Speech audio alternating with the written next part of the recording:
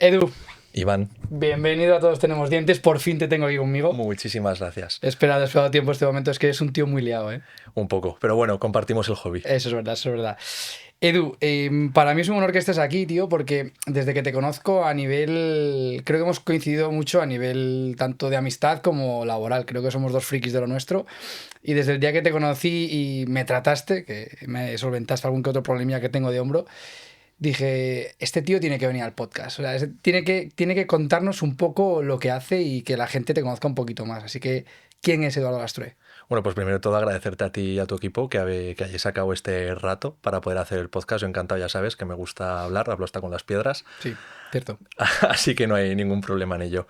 ¿Quién es Edu? Pues Edu, soy básicamente un chaval de Zaragoza de toda la vida que ha estudiado aquí. Estudié el grado de fisioterapia y luego decidí especializarme en el trabajo con deportistas, evaluación y entrenamiento físico para la salud y en la reeducación postural global.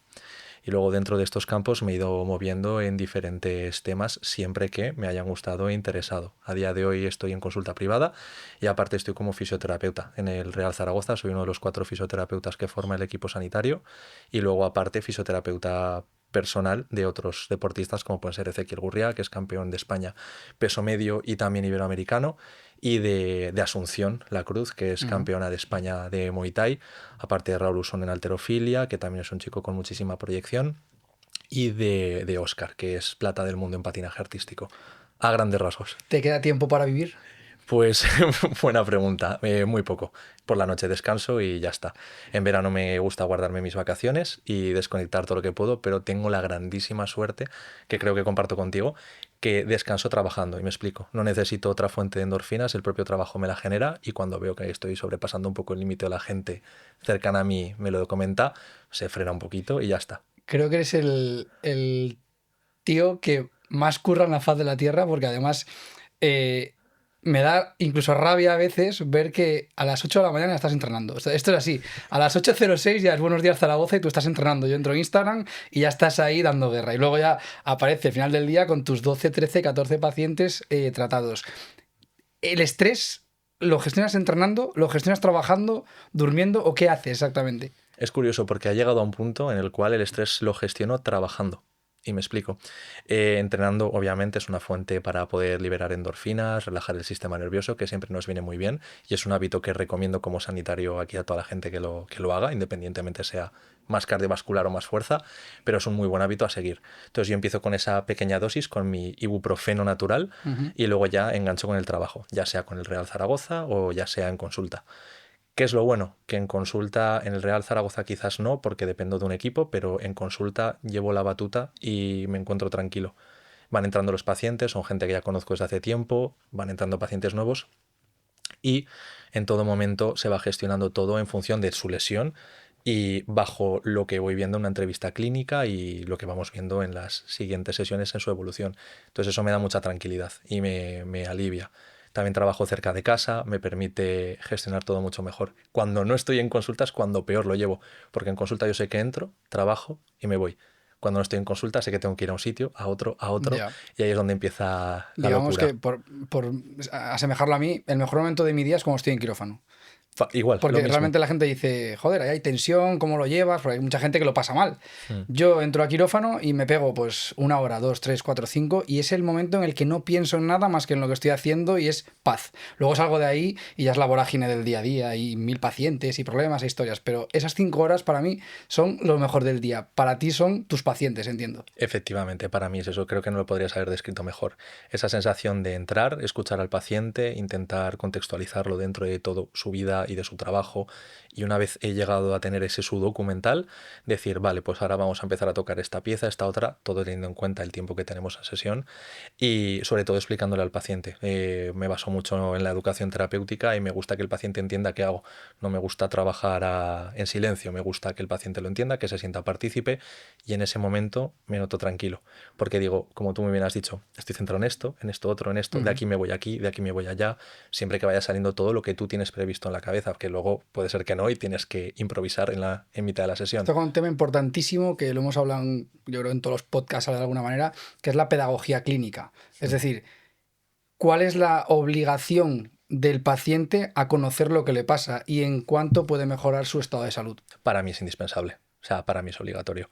Es más, yo dentro de la anamnesis entiendo que será diferente a cómo lo hacéis en el tema odontológico, pero una de las preguntas que más me gusta hacer son dos concretamente, que no serían un screening fisioterapéutico, sería más un screening psicológico, pero me ayuda a conocer el paciente que tengo o que voy a tener. Ujú. La primera es que el paciente me cuente qué piensa él que tiene y la siguiente es qué espera de mí. Yo Eso es cuando esa pregunta es buenísima. Para mí son obligatorias, Mm. porque si un paciente ya me dice quiero que me cures, primero es decirle no te voy a curar, pero ya te está cargando toda la responsabilidad a ti.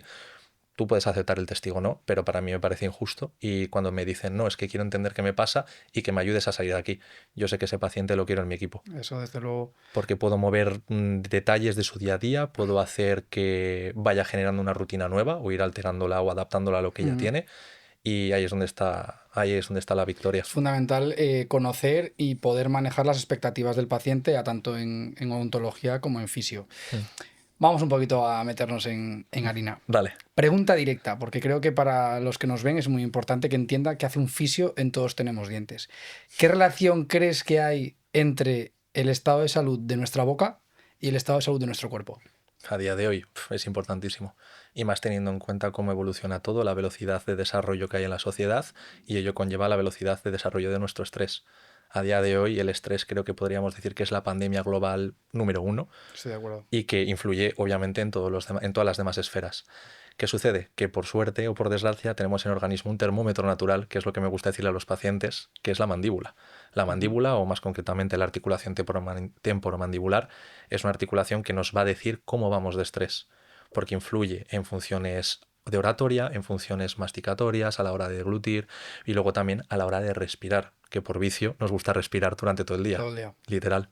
Entonces es indispensable.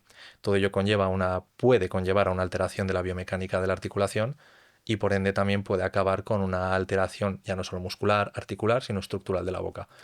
Has tocado ATM, que es aquí bueno, pues en clínica evidentemente hay gente que habla de ATM con mucha libertad, porque primero porque hay pacientes que la han sufrido y lo conocen de verdad, y luego hay pacientes que vienen mal recomendados o mal aconsejados con temas de ATM. Y automáticamente piensas en ATM, piensas en estrés y viene a la cabeza bruxismo. Obviamente. El bruxismo creo que es lo más repetido y lo más autodiagnosticado de mi clínica. Todo el mundo tiene bruxismo. Entonces, el bruxismo realmente yo me pregunto qué es, ¿causa o efecto? Pues también otra muy buena pregunta, es como el huevo, la gallina, ¿qué fue primero? Ujú. No te sabría decir. Yo bruxismo a día de hoy en consulta lo veo como una consecuencia, no lo veo como un motivo principal de consulta. Normalmente sí que es verdad que alguna persona te viene, obviamente tienes X personas que pueden venir exclusivamente por eso, pero suele venir asociado a muchos dolores cervicales, a patrones respiratorios alterados, alteraciones en posiciones o biomecánicas. Entonces es para mí una consecuencia. No lo he llegado a ver como un elemento causal, que no quiero decir que no lo pueda ser, Ujú. pero por mi experiencia y por lo que veo en consulta, no he visto que haya sido la piedra angular de un tratamiento. Ha sido como una esfera, como un electrón que orbita alrededor del núcleo y que nos puede ayudar bastante en la evolución, obviamente, porque aunque no sea causa y sea consecuencia, coge el testigo rápidamente, coge relevancia y se convierte en actor principal. Y luego puede desembocar en otro tipo de alteraciones, pues alteraciones de trigémino, alteraciones de cefalea tensional, etcétera. Entonces el bruxismo para mí no es algo principal, pero es algo a tener muy, muy, muy en cuenta, y más a día de hoy. Cuando hablamos de bruxismo, yo creo que a todo el mundo se nos viene, incluso tanto doctores, profesionales y pacientes, directamente a la mente, férula de descarga. Sí, Yo creo que ese plástico lo tenemos todos o en casa o nuestras parejas o nuestros padres. Alguien a nuestro alrededor tiene la férula de descarga, que creo que es algo muy útil. O sea, yo no estoy contra las férulas de descarga, ni mucho menos, pero creo que el bruxismo no se cura con un trozo de plástico. Se puede paliar, estoy de acuerdo, pero creo que el bruxismo es algo de una causa multifactorial. Entonces yo creo que además de que el odontólogo trabaje y de forma paliativa con una férula de descarga, que apoyarse en una fisioterapia como la tuya, que es top a nivel de ATM, creo que hay que establecer muy claro cuál es el patrón del bruxismo. Y creo que lo que has tratado tú antes, el estrés, la pandemia del siglo XXI, creo que es fundamental. Entonces, ¿en qué punto crees que tenemos que tratar el odontólogo, el fisio y el psicólogo este problema de bruxismo? Pues muy buena pregunta y me parece un debate que nos podría llevar para muchísimo tiempo, ya que los fisioterapeutas, por desgracia, somos un poco ovejas negras en la salud y siempre se nos dice, os metéis en todos los lados, tocáis todo, pero luego competís con 5.000 profesionales. Ujú. No hay que verlo como una competición, hay que verlo como un equipo multidisciplinar que no tiene por qué trabajar en un mismo sitio. Podemos trabajar en diferentes sitios, lo importante es que haya buena comunicación respecto al paciente.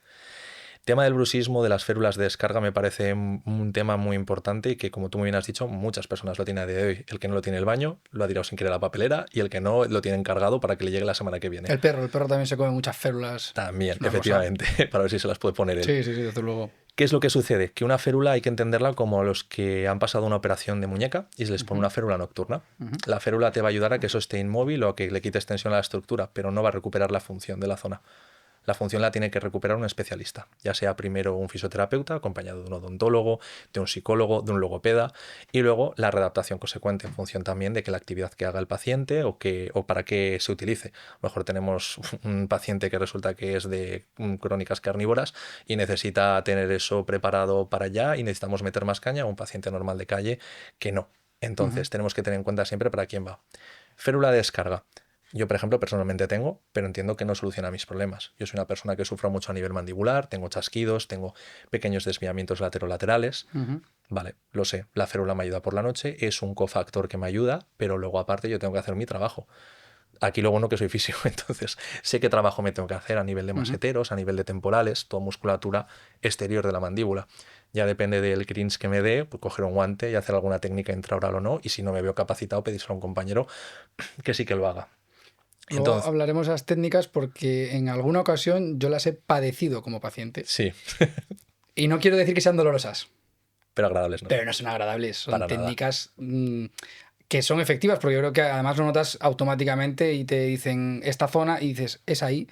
Y automáticamente en 48 horas hay una mejoría sustancial, pero la técnica en sí es desagradable para el paciente. Y es muy agresivo. A mí hay una cosa que me gusta mucho de comentar y que además nos lo dijeron cuando me formé en reeducación postural global en Euskadi, Ujú, y creo que es importante que siempre que estamos haciendo una técnica intraoral no tenemos que olvidar que nos estamos metiendo dentro del paciente, ujú, de un paciente consciente, despierto, no está anestesiado. Entonces estamos haciendo una invasión de su cuerpo. Hay que tratarlo con muchísimo ese respeto. ¿Por qué? Porque si de normal tienes que tener respeto, aquí más. O sea, el paciente se está abriendo para ti. Es como la mujer que va a un ginecólogo o nosotros hombres que nos tocará hacer un tacto rectal en un futuro. ujú, Tenemos que tener mucho respeto ante estas situaciones. ujú. Una vez entramos, tenemos también que advertir al paciente. A nivel de evidencia científica, además ya me conoces, ya sabes que me gusta mucho la evidencia científica, y para abrir este tema diré una frase de un amigo de Mike, que es, antes de Newton ya existía la gravedad. Con esto que quiero decir que no es lo mismo decir que existe evidencia científica de que no funciona a decir que no hay evidencia científica de que no funciona. Ujú. Entonces, partiendo de esa base, a día de hoy considero que no hay unos estudios científicos que puedan relacionar todo lo emocional con lo físico, con lo somático, pero sí que es verdad que cuando nos metemos en técnicas intraorales tenemos que tener en cuenta que un paciente puede tener una respuesta emocional y no es nada raro. No es raro que en consulta a un paciente tú le vayas a tocar un pteregoideo, musculatura que podemos abordar por dentro de la boca y que nos Ujú. ayuda a la estabilidad laterolateral de la mandíbula, y que de repente llore, y no llora por dolor, llora porque por lo que sea le ha removido y le ha salido a su cuerpo tener esa respuesta. Entonces también tenemos que tener cuidado Pues con interesante ese ese tipo melón, de ¿eh? situaciones. Es un melón muy grande, por suerte no es una situación que se dé mucho en consulta, Ujú. pero es una situación que se puede llegar a dar. Y además yo creo que el paciente, no sé si habitualmente, el que ya lo ha sufrido una vez, pues bueno, pero el que de primeras le dices abre la boca en el fisio, yo creo que es como, Sí, ¿no? Es como un es raro, es raro. defensa. Dices, ¿qué vas a hacer? Tal cual, o sea, yo me acuerdo de estar en primero de carrera con mi compañero Pablo, de mis mejores amigos, como si fuera mi hermano, y teníamos el gajo, la broma de que decían, me duele la espalda, abre la boca. En plan de, joder, qué Sí, pervertido. Que, o sí, sea, sí. ¿qué va a hacer esta Prepárate, persona? ¿no? Prepárate. Y luego es que resulta que con la experiencia han pasado 11 años y dices, hostia, no, es que lo dices. Dices, me duelen las cervicales, me duele la dorsal, y empiezas a preguntar, porque claro, depende también con qué metodología te hayas formado. Pero a mí ya cuando me hablan de un hombro, me hablan de una ATM, me hablan de un diafragma, yo ya veo en bloques. Entonces digo, vale, pues digo, tengo que atender a este bloque. A lo mejor me están contando que tiene un pequeño bloqueo a nivel costal o que tiene Ujú. un pequeño dolor a nivel de la charnela, que es una zona de transición entre región cervical y dorsal, bueno, entre más zonas de la columna, pero ahí tenemos una charnela. Y dices, vale, muy bien. Y dices, ¿qué tal la mandíbula? Y no es una pregunta rápida que digas porque sabes que a todo el mundo le va a doler, sino es porque tiene relación. Totalmente. Entonces empiezas a tocar piezas Hay algo que y estás sacando ahora a colación de esto y es algo que vi en cuanto me trataste por primera vez. mm, Y creo que es algo que yo también trato de realizar con mis pacientes. Y es, yo les explico que yo soy dentista, mm, hago cirugía oral, etcétera, pero yo no trato bocas. Y es una cosa que creo que podríamos ir de menos a más. No trato dientes, no trato bocas, trato personas, trato pacientes. Y creo que es algo que tú también, desde el día uno que yo te vi mm. cuando me hiciste el estudio del hombro, y empezaste a hacer mil preguntas que nunca me habían hecho, me vi reflejado en otra disciplina. Digo, joder, es que yo hago lo mismo, porque al final una boca es de un paciente, entonces Mm. tratemos al paciente. Un hombro, una rodilla es de un paciente. Creo que tú también tienes esa filosofía de tratar al paciente. Efectivamente, individualizarlo y sobre todo tener en cuenta que estás con una persona, no estás con un folio, no estás con un paper, no estás con una diapositiva. Esa persona tiene emociones, tiene un contexto, tiene una vida, tiene un trabajo. Obviamente con esa dolencia no te va a venir igual todos los días, va a depender mucho del resto de las burbujas o esferas que orbitan respecto a él. Y sobre todo entender una cosa, que la persona cuando te viene a ti es porque tiene mal o va a querer depositarte una confianza respecto a algo que para mí considero es lo más valioso, y es la salud. Ujú. O sea, cuando vienen a verte es porque, o sea, no vienen a tomar un café, vienen a, Total. oye, me duele esto, ¿cómo me puedes ayudar? Mm, Entonces, qué mínimo que alguien, y ya, qué mínimo añadido a que lo está pagando porque no trabajamos en un servicio público, que es un servicio privado, ujú. qué mínimo que darle primero la importancia y luego que el paciente se sienta atendido. Y no es sentirte atendido porque empiezas a decir mucha palabra técnica, No, no, todos no. tenemos esa verborrea si queremos. Es el estar con la persona y decirle, vale, yo quiero ayudarte. Bueno, primero quiero ver si te puedo ayudar. Y si yo veo que te puedo ayudar, quiero estar en el equipo contigo. Y vamos a seguir esta estrategia, vamos a seguir esta planificación. Y para eso obviamente tienes que individualizar. Sí que es cierto que luego con la experiencia ves patrones que se repiten. Sí, es mucho más fácil Y es más y rápido. sencillo. Y eso es lo que hace también que tengas mayor éxito clínico. Decir, joder, Mm, pues es que esta persona me lo ha solucionado en un día. Pues una de dos. Un reloj roto te da la hora bien 2 veces al día. ujú. Puede ser que has tenido suerte, la hayas tenido y que hayas tirado hacia adelante. O puede ser que lo hayas visto tantas veces, ese tipo de caso, que digas, hostia, es que este patrón es conocido. Voy a tirar por aquí. Que vamos, que básicamente esto es la navaja de Occam. Voy a tirar por lo que yo creo que puedo, con lo que puedo abordar, y si me falla el 80% de mi prejuicio, me voy al 20%, que son otro Ujú. tipo de cosas. Y para eso tienes que individualizar y obviamente también trabajar mucho y Yo tener creo mucha experiencia. que se ha banalizado mucho con el paso del tiempo, tanto en odontología como en fisio, el hecho de hacer un buen diagnóstico. Yo creo que es la clave para tratar a un paciente, pero en tu disciplina y en la mía. Se ha perdido el hacer un diagnóstico en condiciones, dedicarle tiempo al paciente, que el paciente se sienta ya no que le escuchas, porque escucha a todo Mm, el mundo, pero una escucha activa, en el que tal cual. estás diciendo, vale, tu problema es este, pero por esto y por esto. Y yo estoy muy feliz cuando alguien me dice, es que nunca me han dicho esto, es que nunca me han escuchado así, o es que nunca me han propuesto esto, es que nunca me han dicho que mi problema de boca puede venir del estómago. Entonces dices, joder, ¿qué está pasando? ¿Quién diagnostica? ¿Qué están haciendo? Y creo que lo tuyo es más o menos igual. Es lo mismo. Y además ya si le sumas el hecho de que, por desgracia, no sé qué experiencia tendrás tú, pero la experiencia que tengo yo, que al no ser que encuentres gente que coge del mismo pie como tú, normalmente hay una rivalidad sanitaria de me quiero colgar yo el galón. Sí. Yo lo siento, galones a la guerra, a mí eso no me sirve. A mí lo que me sirve es que el paciente salga adelante. Si es conmigo, bien, y si no es conmigo, le pondré en el camino del sanitario Ujú. correspondiente.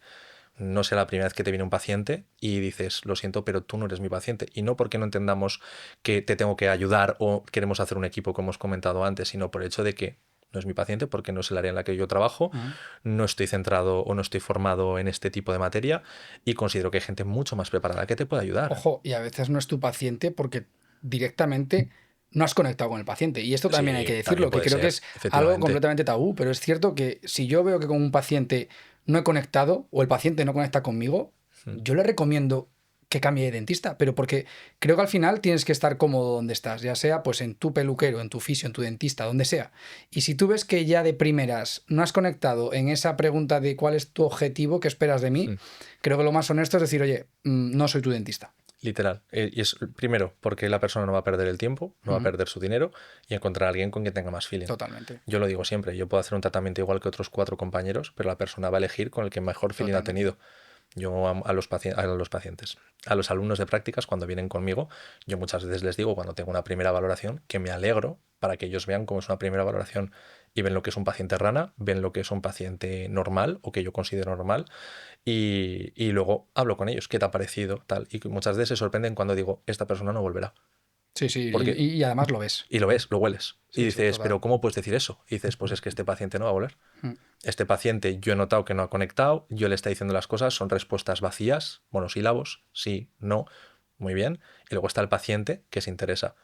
Y eso se nota. Lo ves hasta en Sí. un primer momento. Por cómo entra la consulta, tú lo ves. Antes has dicho algo que me parece importante y cierto, que es que tenemos la sana costumbre de respirar todo el día. Entonces, la respiración bucal o nasal a nosotros como dentistas pues nos hace que nos cambie mucho el día a día de un paciente y la evolución de esa boca. ¿Qué importancia tiene el tipo de respiración que tienen los pacientes en su cuerpo? Mucho. Para esto, creo que es muy gráfico, ya me conoces, sabes que me gustan mucho los ejemplos. Nos vamos a imaginar un triángulo. Y el triángulo lo van a componer mandíbula, respiración y postura. Ujú, Para mí este triángulo, como un primer boceto, es muy importante, que esto luego se puede desglosar. ¿Qué tenemos que tener en cuenta en la respiración? La respiración la podemos realizar por la nariz y por la boca. Por las orejas no y por los ujú, ojos tampoco. ujú, Entonces, ¿qué sucede? Que en función del patrón respiratorio que tengamos, nuestro cuerpo reaccionará de una forma u otra. Si somos unas personas que estamos acostumbrados a tener una respiración más bucal, ¿qué estamos provocando con esto? Con esto lo que estamos provocando es un ascenso clavicular y una apertura torácica alta.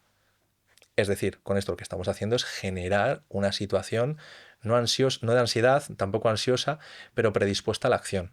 ujú, A mí me gusta decir que la respiración puede ser o estimuladora del sistema simpático o del parasimpático. Simpático tónico o parasimpático si queremos ir un poco más técnicos. Es decir, podemos o activarnos o podemos desactivarnos.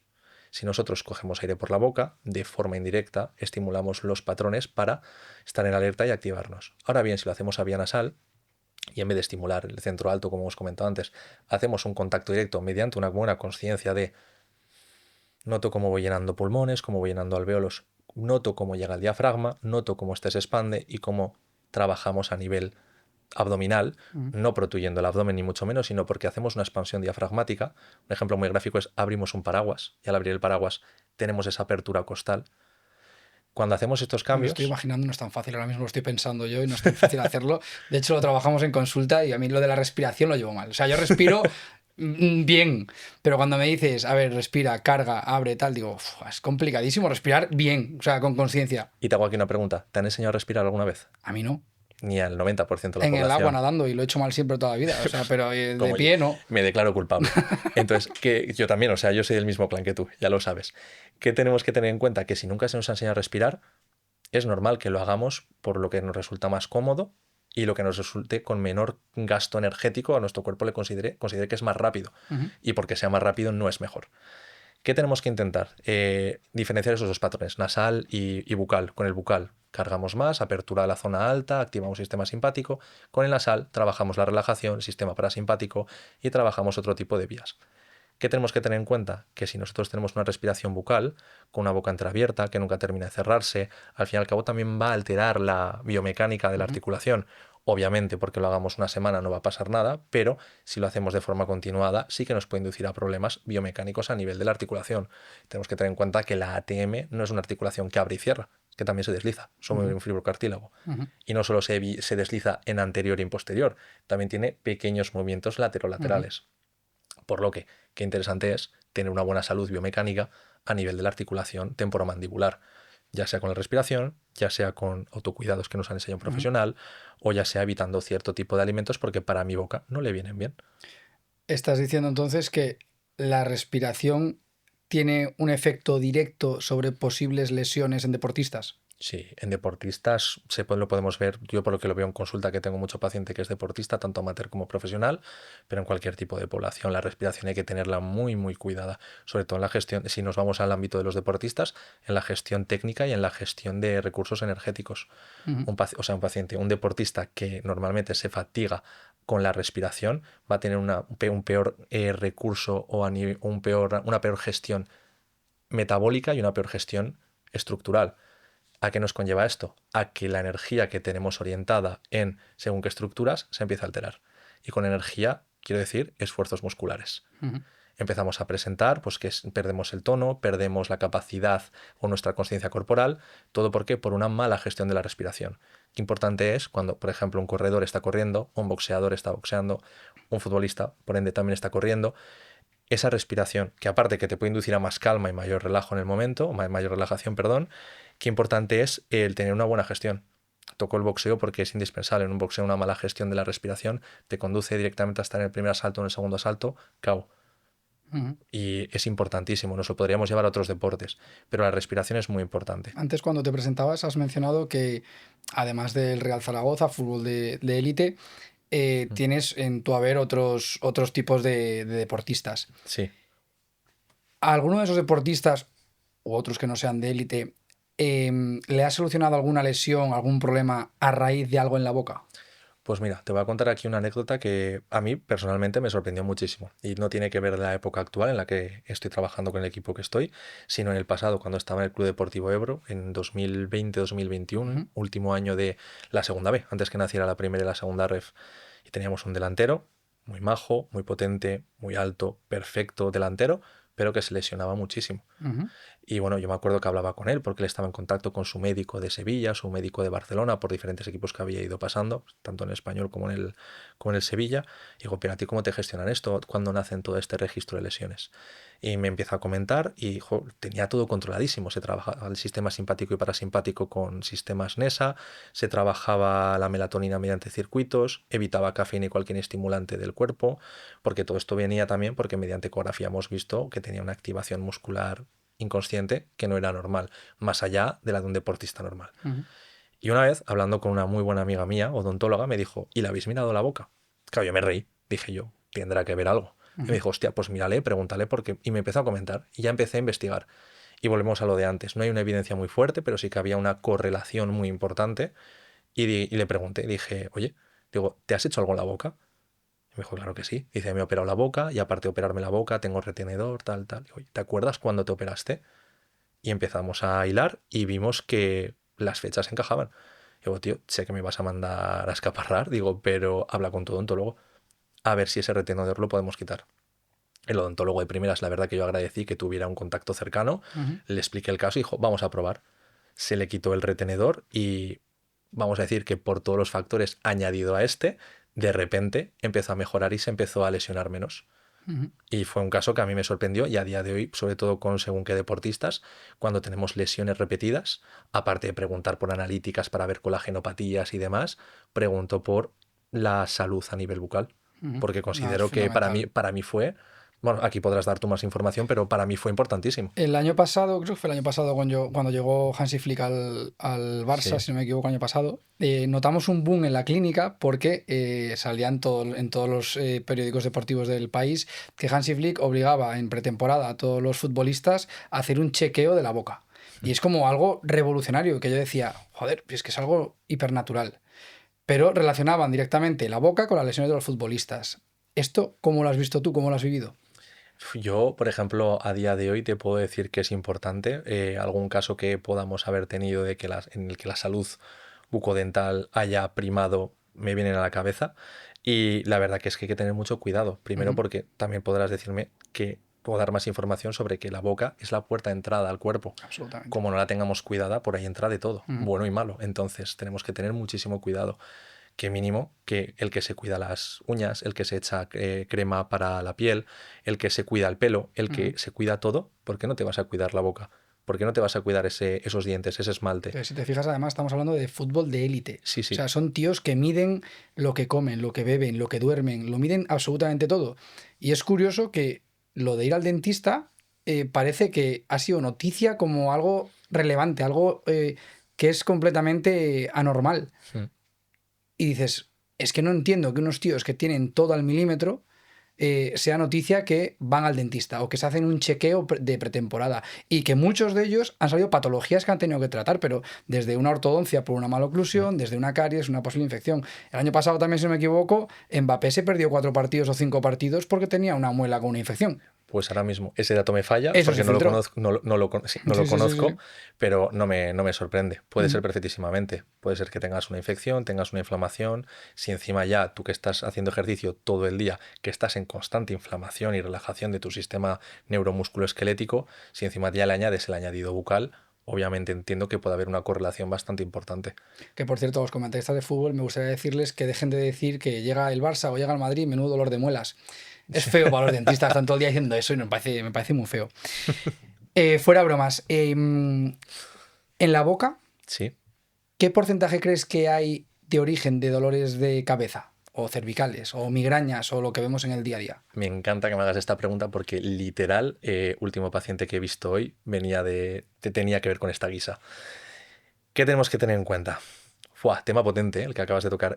Dolores de cabeza, cefaleas tensionales. Cuando las podemos tratar nosotros los fisioterapeutas, tenemos que tener en cuenta que sobre todo viene por un componente muscular, de la musculatura profunda cervical, que por el motivo que sea, porque se ha quedado espasmado, ha producido una rigidez, produce también una irritación del sistema nervioso profundo.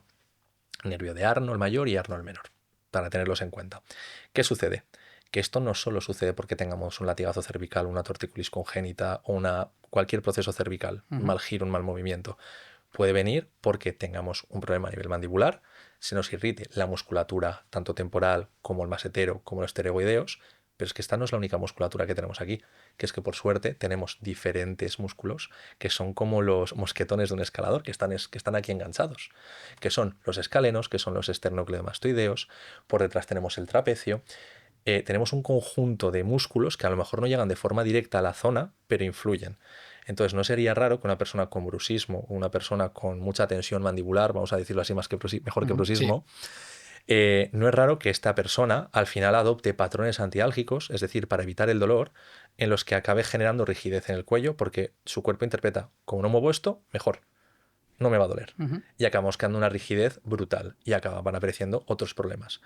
Si nos vamos ya al libro, a la teoría, tenemos casos que pueden darse de gente con irritaciones en la ATM, acaba irritándose el nervio trigémino, que es un nervio craneal, el quinto par craneal, y ¿qué pasa? Que se nos irrita una de sus ramas, acaba irritando las otras dos ramas, el foco de origen, y como nos duele toda la cara, sobre todo a nivel orbicular, ¿qué sucede? Que es que tenemos el nervio que hemos comentado antes, arno mayor y menor, que nos da un dolor en franja, perdón. Entonces, mediante un dolor muscular acabamos en un dolor neuropático y de aquí acabamos en un dolor posterior. Claro, ese paciente es una caja de bombas. No, eso es... Dices, es que y ya si ¿Dónde, le dónde metemos, toco, no? tal cual, ¿dónde toco? Y si encima el paciente te dice, no, es que encima le gusta comer, pues me lo llevo al tema odontológico, cosas duras como pueden ser un bocata, cosas en las que tienes que masticar o más, es que favorece, es decir, no, este paciente no cogerá un plato de pasta de macarrones, no, se va a ir a lo más duro además, ¿sabes? Entonces es importantísimo tratar las cefaleas tensionales no solo como musculatura posterior de la cervical, sino como musculatura anterior, como musculatura de la mandíbula y musculatura del tórax alto. Además de la respiración, ¿Mm? comemos todo el día, también es Sí. otra costumbre. Y la lengua, sabemos todos que es el músculo proporcionalmente más potente de nuestro cuerpo. La lengua nos entrena. Antes decías, ¿quién te ha enseñado a respirar? Pues nadie. ¿Quién te ha dicho que entrenes la lengua o que hagas algún tipo de gesto con ella? Nadie. La posición de la lengua, ¿crees que tiene importancia en el resto del cuerpo? Mucha. El dónde descansa. Si descansa en el paladar, no descansa, si a la hora de respirar tocamos los incisivos o no. Vuelvo a lo de antes, nadie nos ha enseñado a hacer esto. No hemos abierto una carpeta con un manual y hemos dicho, tenemos que hacer A, B, C y D. Y esto lo aprendes por práctica-error, muy sencillo, porque te lo dicen o porque pasas por un taller, véase quirófano, y dicen, ahora tienes que hacer una rehabilitación.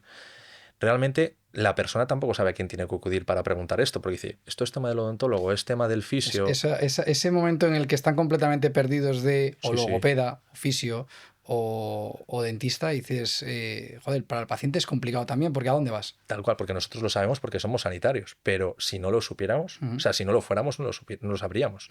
Sería muy complicado. Entonces, es importante la lengua, es muy importante. Yo me acuerdo en reeducación postural en Euskadi, en el seminario que nos hablaban de la boca, tuvimos un seminario con Rita, una profesora brasileña buenísima, que nos comentaba la importancia de la lengua. Luego allá, donde quiera creer cada uno y hasta donde quiera llevar en su práctica clínica. Pero qué importante es este músculo, y cuando nos dijo que se podía tratar, yo flipé. A día de hoy, lenguas en consulta, te puedo decir que a la semana quizás no, pero al mes 4 o 5 sí, cuando lo veo muy claro. Gente que ha tenido alguna operación de maxilar, gente que ha tenido alguna ortodoncia muy bestia. Al fin y al cabo también puedes tener una rigidez. Si esa lengua no descansa, si a la hora de tragar no empuja donde debe empujar. Tengo que preguntártelo, ¿cómo tratas una lengua? ¡Fua! Vale, para que te hagas la idea, recuerdas, te imaginas cuando estás tú tumbado boca arriba en consulta. Perfecto, primero te pones guantes, obviamente, y Bien, es un después, detalle. cuanto menos, perdón, y luego coges una servilleta, un Kleenex, y tú al paciente le pides que saque la lengua. Estas son las técnicas que me han enseñado a mí en reeducación Vale. postural. Que haya otras, puede ser también. Con esa lengua fuera, tú con el guante y el Kleenex coges y pliegas sobre la lengua. Y ahí es donde empiezas a decirle al paciente, quiero que tragues, y tú sujetas. Quiero que subas para arriba, quiero que subas para abajo, quiero que muevas lateral. Y no es raro que de repente un paciente que la lengua le llega hasta aquí, después de hacer todo este trabajo, sale mucho más.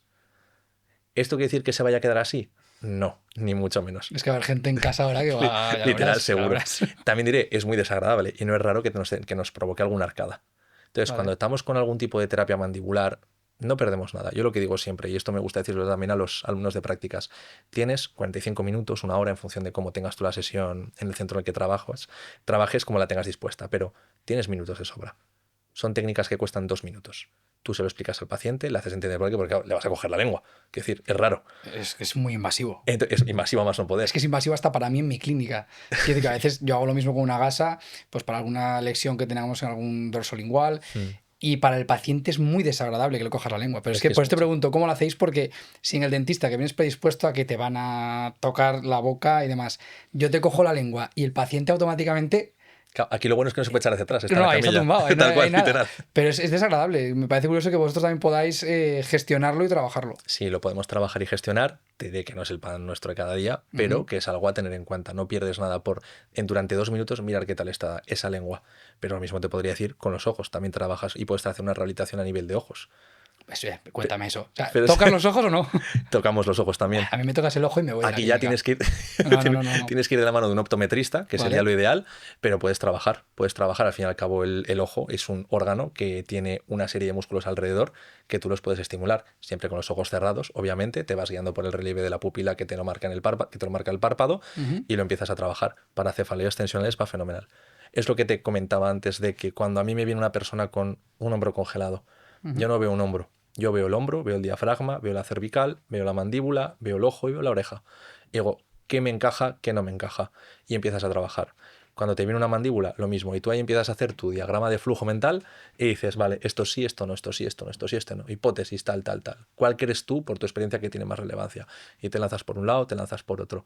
Y pues en una sesión, te puedo decir, de algún paciente que ha venido con dolor dorsal o incluso lumbar, te voy a decir, que le acabes tratando la mandíbula. Y el paciente dice, ¿pero qué tiene que ver? Y dices, es que aunque no te lo creas, quiero ver cómo gestionas la respiración. Tú sabes que esto a veces parece como magia negra. Quiero decir, incluso para mí, que a nivel clínico sí que me creo las cadenas cruzadas y demás y que tiene sentido físico, cuando viene alguien con un dolor pues, de cadera, como acabas de decir, y le tocas la mandíbula, no venderlo, pero explicarlo y que el paciente empatice, que me duele la cadera y no me tocas la cadera, que me tocas la mandíbula, wow, es una venta complicada. Es complicado. Es por eso que al paciente le tienes que hacer entender. Claro, es que aquí entran 2 cosas muy importantes. Es que creo que has tocado también un tema muy importante.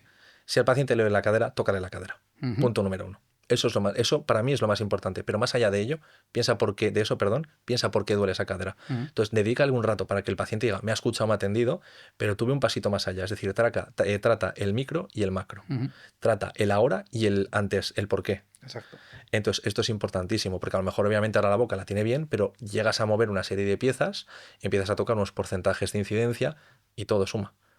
Entonces, es curioso. Y es más cuando se trata de la boca, que es algo que es como súper privado y nadie va al fisio a que le traten la boca, a no ser que seas un especialista orofacial, a nivel mandibular. Sí, bueno, que te deriven solo eso. Que te deriven solo eso, como pues algún compañero mío en consulta que se lo hacen, pero si no, es muy complicado que tengas Hay solo una por última eso. pregunta que quería hacerte, que es también el año pasado, si no me equivoco, se puso muy de moda en TikTok, en Instagram, algo que hacía la gente pues, más joven para marcar un poco la línea de la mandíbula. Hablábamos de ATM, y era que masticaban una especie de gomas. ¿Lo has visto? ¿Qué dices? No, Sí, de hecho tenía un nombre, no recuerdo el nombre que tenía la técnica porque era de Iluminaos, pero el tema era que empezaban a morder como un chicle de goma para potenciar este ángulo mandibular. O sea, para hacer una marcación del ángulo. Exactamente. ¿Qué opinas de esto, por favor? Pues que la estética... No, porque no voy a entrar en lo de los Terians. No, hoy me niego, no voy a entrar porque... Ojalá que tendría tema de cuando tenga conversación. un Terian hablaremos. Tendría tema de conversación esta semana seguro con algún compañero del trabajo, que pues pienso que la estética y las modas hacen mucho daño. Quiero decir, vivimos en una sociedad en la que vivimos a golpe de dopamina instantáneo, véase por un vídeo o por una imagen.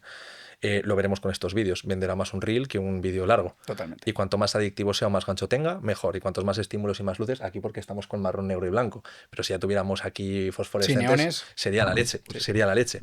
Entonces partimos ya de la base de que lo llamativo, lo raro o lo exótico vende. ¿Qué sucede?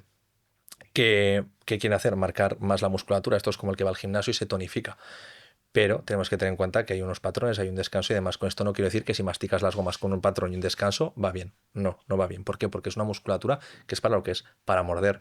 No puedes hipertrofiar un masetero, no puedes hipertrofiar un temporal, no puedes hacer masticación al fallo. O sea, no tiene sentido alguno. Esto creo que haremos un clip de esto, tal cual, literal, solo de este cacho. Es que no puedes, es que la masticación al fallo me parece... Tal cual, es que me parece absurdo. O sea, me parece absurdo. Sí, ¿Qué sí, sucede? sí. Que lo habrá hecho alguna persona con X followers, tendrá cierto bombo en redes, se viraliza y ya estamos jodidos. Y se vende. Y es que se vende. Y se vende. ¿Y qué pasa? Que luego de repente pues tocas aquí el masetero, que parece que estás aprendiendo guitarra española y dices, tienes más tensión aquí en esta zona que un culturista en una espalda y empiezas a tirar del hilo y dices, pues bueno, es porque has estado haciendo el tonto. Y Pero ya bueno, está. lo bueno de todo esto es que yo creo que si la sociedad sigue así, ni a ti ni a mí nos faltará trabajo. Pero sin lugar a duda. Esto me... bueno. Edu, perfecto. Muchísimas gracias por estar aquí conmigo, por este rato. Te prometo que yo personalmente he aprendido cosas. Y te juro que me has dejado con ganas de un poquito más, de verdad. Pues perfecto, para más adelante, cuando gustes y se dé la situación, ya sabes que yo encantado de venir. Muchas gracias, de verdad. A ti. Sabes que faltan dos Dani, preguntas. pero No, es que hombre, este momento, yo creo que los terios van a salir. No, los terios no. Me ha llamado mucho, es una para cada uno. La suya va a ser muy fácil, la tuya un poco más la mía, complicada. Sí, lo sé. Te has interesado mucho por el tema de la lengua. No sé si la utilizas mucho últimamente o no, ¿te gustaría utilizarla? Bueno, no puedo quejarme, la verdad, pero es que hablo mucho, Dani. Hablo vale. demasiado O sea, y hablas más que un sacalenguas, que un sacamuelas. Es por el hablar, ¿no? Sí, es por el hablar. Vale. Y luego para Edu, has utilizado conceptos muy interesantes. Uno que has repetido varias veces, no sé si tú te consideras más parasimpático o simpático. Yo simpático a fuego, o sea, soy estrés puro y duro. O sea, a mí no... Yo al revés, tengo que trabajar el parasimpático para inhibirme a mí mismo. Soy demasiado intenso y la gente me lo dice. El parasimpático es Dani. Sí, yo soy muy parasimpático. Dani muy parasimpático. Bueno, ahora ya os podéis despedir de verdad. Perfecto. Muchísimas gracias por todo, de verdad. Nos vemos.